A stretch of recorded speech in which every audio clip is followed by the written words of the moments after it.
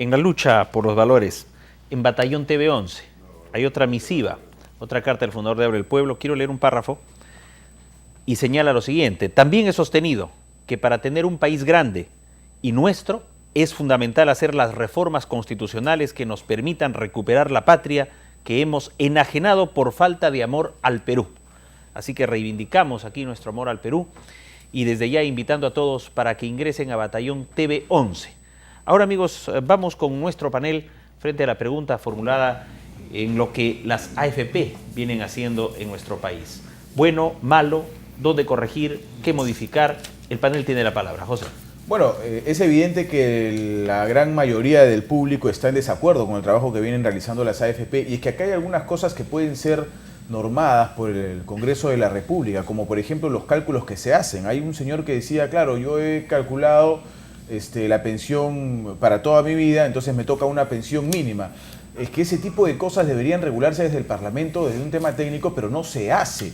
Porque acá el tema de normar, regular, establecer condiciones, parece que fuera un tema de fantasmas, de cuco, ¿no es cierto?, el demonio, y no es así. Por ejemplo, hay un sistema de medición para las pensiones donde te ponen un límite de vida como de 120 años, como si alguien viviera 120 años en este país. Eso es una locura. Es decir, como tú calculo que puedes vivir 120 años, te toca 200 soles para toda tu vida de aquí a 120 años, y eso no tiene sentido. Entonces debería haber una forma de normar ese tipo de cosas, ese tipo de condiciones. Yo no estoy de acuerdo con que el Estado tome el tema de las AFP en sus manos por un tema del respeto en el que yo sí creo, un respeto de la empresa pública y de la empresa privada en el que yo sí creo. Pero el Estado sí debería hacer, por ejemplo, el fortalecimiento de la Oficina Nacional Previsional, que es la ONP. ¿Por qué no fortalece este sistema para las pensiones y que la gente no tenga que verse obligada a trasladarse a una AFP? Porque le estás dando una muy buena opción en la ONP. Entonces yo, en vez de poner mi dinero y pagar a la AFP que me está explotando, me voy a la ONP, que es un sistema del Estado que sí me protege como ciudadano. Correcto. Alfredo. Sí, efectivamente, un poquito complementando lo que ha dicho Pepe, ¿no? Claro, no hay que olvidar una cosa. Lo que yo aporto a la AFP es mi dinero. O sea, no es un tributo. Claro. No es un impuesto que el Estado se lo quede y yo confío en el que el Estado haga lo que quiera. No, es mi dinero. Y como es mi dinero, yo tengo derecho a hacer el seguimiento. Y si mi confianza con esa AFP o esa entidad termina, tengo derecho a pedirle que me la devuelva. Ojo, o sea, es mi dinero, es propiedad. Mi derecho es propiedad, derecho fundamental establecido por la Constitución. O por ejemplo, una acción de amparo, digamos, pidiéndole que me devuelvan mi dinero. Pero no hay que olvidar eso. Yo coincido con Pepe en el sentido de que, claro, el Estado tiene que intervenir y de repente poner pues normas a modo de excepciones para que yo pueda, en determinados casos a lo mejor, pues retirar parte de mi AFP, ¿no? Si me quedo sin trabajo, tengo un problema familiar, un tema de salud, etcétera. Sería increíble y paradójico que tenga una enfermedad grave, que esté sin trabajo, lo que fuere, tenga pues, no sé, 100.000 soles en la AFP y no para tomarlos. Por eso, es mi dinero, no se olviden de eso. Correcto. Fernando. Un ciudadano ha hecho una consulta en términos de que él ha sido víctima de, en este caso, de la competencia entre AFPs. Ocurre que muchas veces falsifican la firma de los ciudadanos y en este caso un ciudadano se ha visto en ese caso. Lo que tiene que hacer es, primero, todos los que estamos en el sistema de las AFPs tenemos un código único.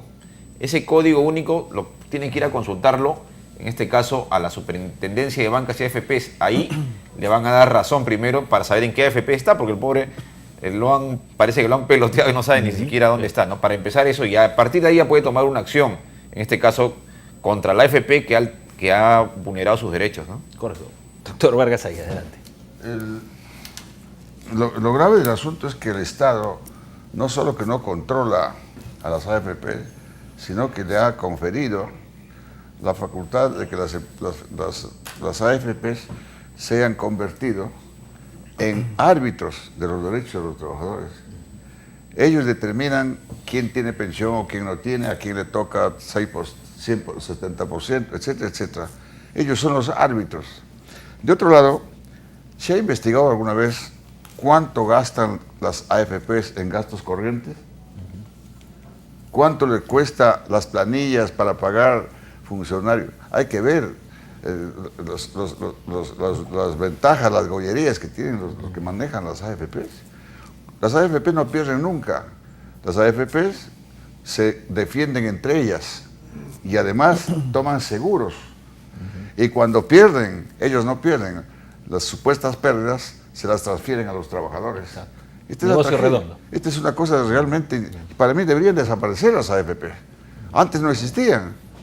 Antes no existían. Todas las personas de mi generación, por ejemplo, yo tranquilamente he recibido sus pensiones tranquilamente del Estado y no existían las AFP. Es un negocio, es un invento del mercado, del liberalismo que se ha traído a partir de la década de Fujimori. Antes no existía. ¿Por qué?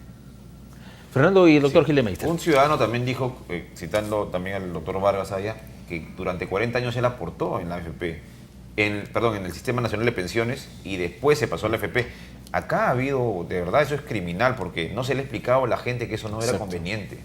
Y muchas veces personas que no debían haber pasado a las AFPs han pasado, ¿no? No se les ha informado. Sí, Alfredo. Claro.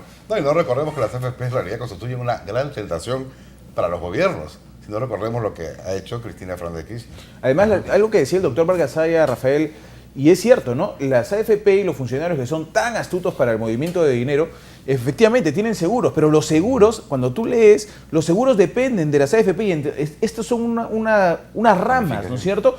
El banco tiene AFP, tiene seguro, entonces la AFP se va al seguro y deposita en este banco. Forman toda una cadena empresarial entre ellos mismos. Empresas que necesariamente, también lo denunció una televidente, o sea, hay empresas que le obligan a sus trabajadores que se afilien a tal AFP. Eso es ilegal, ¿ah? Eso es ilegal, pero ocurre. Justamente no hay mecanismo de defensa a ese nivel. Eso es ilegal. Sí, ¿algo que acotar, doctor Vargas Aya? Sí, me alegra que hemos coincidido en esto, efectivamente, porque en ese tipo de cosas tenemos que coincidir, porque el país está lleno de empresas que tienen el tinte de esclavizantes.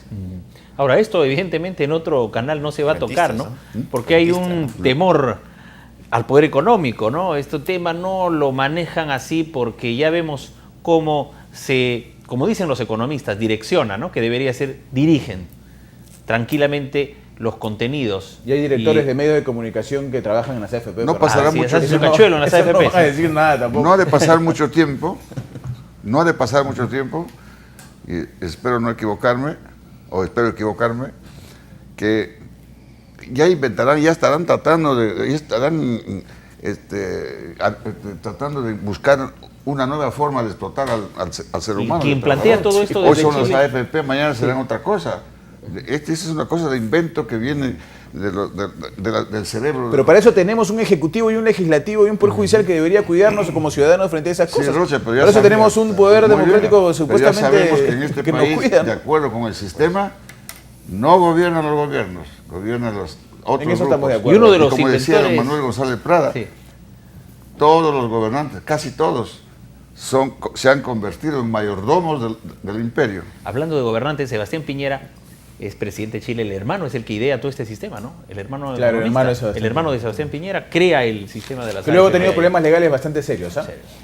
Algo que Hay un Ocasionado por la justicia desequilibrio, chilena. o sea, hay un desequilibrio en el mercado, ¿no? Vea, todo va a favor de las empresas y no se organizan los trabajadores como deberían hacer.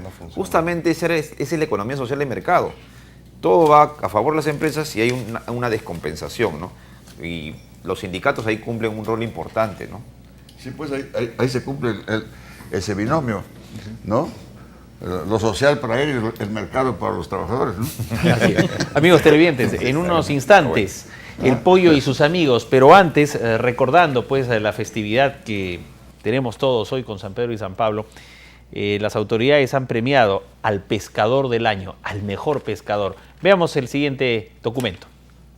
En el marco de las festividades por el Día del Pescador y de su santo patrón San Pedro, la ministra de la Producción, Gladys Tribeño, anunció la creación del Consejo de la Pesca Artesanal. Un Consejo Nacional que lo que busca es tener un espacio de diálogo con todos ustedes, con todos los pescadores del país, algo que mucho tiempo se ha buscado. Asimismo, durante la ceremonia, la ministra condecoró al pescador artesanal del año 2012 de la costa, Sierra y Selva del Perú. En declaraciones a la prensa, dio a conocer que se viene capacitando a más de 1000 personas dedicadas a la pesca con el programa de extensión pesquera. Una serie de servicios de extensión, hay obviamente manejo de redes, el trabajo a nivel de acuicultura también, las nuevas técnicas que hay expansión y transferencia de tecnología a través de todo el trabajo que estamos realizando con Fondepes. Acabamos esta semana de inaugurar una oficina en el BRAE justamente para promover el desarrollo de la acuicultura. Frente al posible fenómeno del Niño que se viviría en nuestro país, la ministra fue enfática al decir que sería leve. Es un niño débil y a nivel de pesca lo que estamos observando, como ya he manifestado, es que hay algunas especies que se ve discontinuidad o se ve que se alejan buscando su hábitat natural, y hay otras especies que se acercan, como las que he mencionado, bonito, perico, jurel, pez espada, más langostinos en el norte. Entonces hay otras especies que se acercan. En cuanto a la problemática que existe ante la denominación de pesca artesanal, que incluye a embarcaciones grandes y pequeñas, refirió que se está revisando la legislación y regulación de este problema. Precisamente para eso hemos creado el Consejo. Este Consejo de Pesca Artesanal nos va a permitir explicarle a todos los pescadores del país cuáles son las medidas que se van a tomar, qué cosa es pesca artesanal, y para eso necesitábamos el censo artesanal, necesitábamos saber qué especies pescan, cuántos son, cuánto ganan, cómo viven, cómo son sus familias. Hoy ya tenemos esos datos. La ceremonia de condecoración culminó con el recorrido por el muelle y mar de Chorrillos, con la figura del santo patrón de los pescadores, San Pedro, quien fue acompañado por la ministra Gladys Tribeño, diversas autoridades y población. Dígame, sí, allá llegan los pescadores. Justo veíamos a la ministra que conoció al entonces todavía candidato Ollantumala en la Universidad Católica, en una maestría, ¿no? De ciencia política, ¿no? Una amistad que ahora la ha llevado, pues. Parece que mucha suerte trae ser amigo de los candidatos cuando están en las universidades, porque es el caso del presidente García, que también hizo sus equipos de gobierno. A Joselo, por ejemplo, de la universidad. Instituto de Gobierno, justamente de la San Martín, ¿no? Hay que matricularse.